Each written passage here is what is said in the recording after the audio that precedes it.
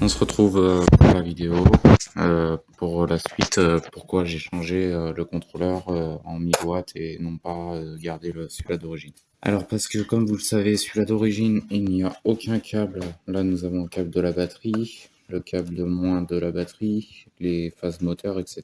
Mais sur ce contrôleur-là d'origine, il n'y a pas les deux câbles pour débrider notre trottinette directement. On m'a demandé comment débrider ce contrôleur. S'il n'y a pas les deux câbles en fait, comparé aux 1000 watts. Alors si on les branche, ça bride automatiquement à 25. Même si c'est un contrôleur de 1000 watts, ça bride à 25. Si on débranche, ça bride pas du tout. Mais sur ce contrôleur-là, il y est pas. J'ai vu des vidéos dans les départs qui disaient de shunter directement le contrôleur. Moi, je vous le suggère pas du tout de shunter le contrôleur, ça sert strictement à rien. La shunt, c'est pas une bride, c'est juste pour améliorer au maximum le courant qui va passer. Donc en gros, là, par exemple, nous avons 21 ampères. En gros, si vous shuntez, au niveau de l'accélération, c'est juste l'accélération moteur qui va accélérer beaucoup plus vite. Enfin, beaucoup. On ne voit pas tellement de différence. Donc, c'est pour ça, vaut mieux pas shunter. En prenant un contrôleur de 1000 watts, en gros, c'est pas fait pour débrider pour le moment. Parce que du coup, en gros, si on change juste le contrôleur, ça change strictement rien. Mais le seul avantage, en fait, c'est que en changeant le contrôleur, j'ai pas besoin de shunter directement. J'aurai l'accélération telle qu'elle est sur la trottinette. Ça va pas débrider à 55 ou quoi en changeant juste le contrôleur. Ça sert strictement à rien. Donc je fais au fur et à mesure. Là, c'est le contrôleur que je change. Et du coup, par la suite, je vais changer le moteur, je vais changer la batterie, je refais, comme vous le savez, au niveau de la trottinette. Donc voilà pourquoi j'ai changé. Ça ne débride pas du tout la trottinette.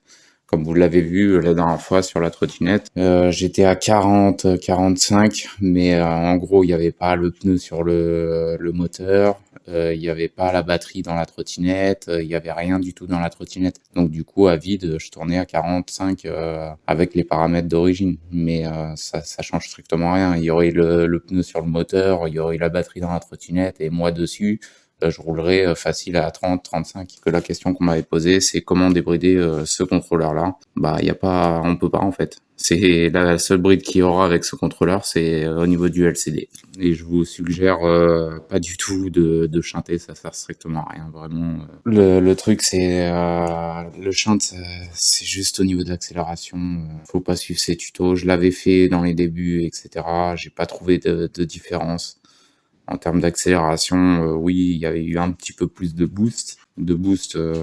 On le sent pas du tout, on le voit pas réellement, puisque du coup, de 0 à 25, on y arrive assez facilement, même sans shunter. Ça sert strictement à rien. Par contre, moi, j'aime bien celui-ci. Du coup, par rapport à la bride, qui est là, ce qui me permettrait de retirer les deux cosses là. En gros, je pense que je pourrais mettre un bouton poussoir ou un clip sans bouton, histoire de connecter les deux. Et en gros, dès que j'activerai le bouton de ce côté, par exemple, ça briderait. Dès que j'activerai de l'autre côté, ça débriderait. Voilà ce qu'on peut s'amuser à faire avec. En fait, si vous changez de contrôleur, ça débridera pas. Parce que en gros, là, nous passons, le courant qui va passer, c'est du 21 ampères. Et là, on passe de 1000 watts à 26 ampères. Sauf que la batterie, elle, ne suit pas. Si on veut débrider totalement la trottinette, il faut changer la batterie, il faut changer le moteur. C'est-à-dire que là, il me faudrait une batterie de 26 ampères qui supporte les 26 ampères pour pouvoir bénéficier de la capacité max du contrôleur. Après, le moteur, pour avoir la différence, comme j'ai dit, je vais pas prendre un moteur de 1000 watts pour un contrôleur de 1000 watts, ça sert à rien, il n'y a pas de différence. Avec les 800 watts du moteur, là on a un contrôleur de 350 watts. Donc il y a une différence, je pense, de protection, etc. Fait par le constructeur. Malgré qu'avec celle-là, malgré que ce contrôleur-là, on roule quand même à 35 avec. Donc c'est déjà pas mal.